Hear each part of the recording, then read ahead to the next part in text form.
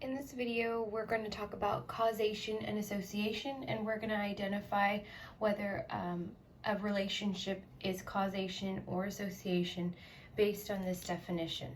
So causation is when a change in one quantity causes a change in the other. So the key word here is cause. Causation will show a relationship between two different variables, and the one variable will cause the other to change, and that's how we can identify causation.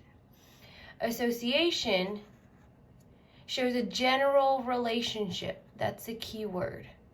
It just happens to have a relationship between two quantities, but one does not cause the other. So association is just showing a relationship between two variables. Causation is something that causes the other variable to change. So let's go ahead and see some examples. In example number 1, the number of pets a person has and the number of times they go to the pet store. So let's identify what type of correlation this is. Is it positive, negative? So as the number of pets a person has, as that increases, the number of times they go to the pet store would increase.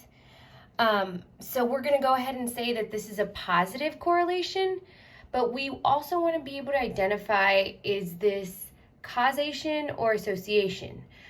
When you read the number of pets a person has and the number of times they go to the pet store, it could be showing a positive correlation, but they don't necessarily need to go to a pet store. They can go to a Walmart, they can go to H-E-B, they can go to various different places to purchase food. So in this situation, we would identify this as association. It does not cause them to go to the store. They can go to it doesn't cause them to go to the pet store exactly. They can go to any store. It just happens to be an association. In example number 2, the number of cats a person has and the amount of cat food they buy.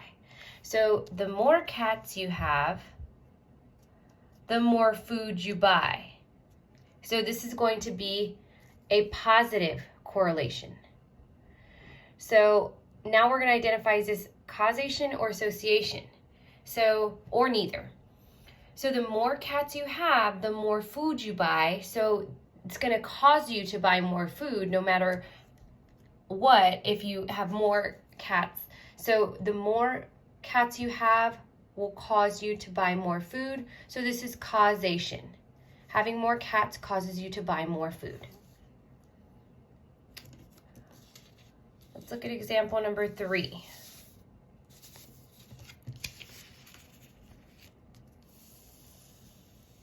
In example number 3, it reads the number of chickenpox vaccine given and the number of chickenpox cases reported. So as more vaccines are given, the number of cases reported will be going down. So as you move across the x-axis, the x values increase. As you move down, the y values are decreasing. So you want to relate this to a negative correlation. So now we're going to identify if it's causation or association. Well, the number of vaccines given will cause the number of cases reported to decrease. So this is going to be causation. The shot given causes less cases. In example number 4, the amount of tickets sold and the number of dogs sold at a baseball game. So the more tickets you sell, the more hot dogs were sold. Well, this is just a positive correlation here. So the more tickets are sold, the more hot dogs are sold.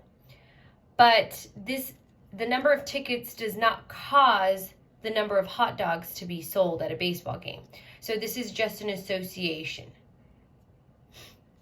In the last example, we're going to read a person's shoe size and the length of their hair. Well, we can take several different sizes and several different lengths of hair, but there's not going to be any correlation here. So this would be no correlation. Since it's no correlation, then it would not be association or causation. It would just be neither. Now you're going to practice on your own.